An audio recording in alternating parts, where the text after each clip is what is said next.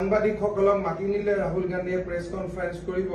সাংবাদিকসকলকো press conference নকৰিব কোন তিনটা কোয়েশ্চন লোৱা কথা আছিল ইমান ভিতৰুৱা কথা মই কৈ দিছো সাংবাদিকসকলৰ লগত কথা আছিল যে তিনটা কোয়েশ্চন লব কোয়েশ্চন তিনটাও নললে লাষ্ট আমাৰ আপোনালোকে নাম কেটাও মই কৈ দিম যোন সাংবাদিকক আগতে মাতিছিলে তেওঁলোকক মাতি লৈ গল আৰু কালি সাংবাদিক বিলাকক কিমান বেয়া কৈ কথা কলে মই এটা প্ৰেস ক্লাবক খুধিম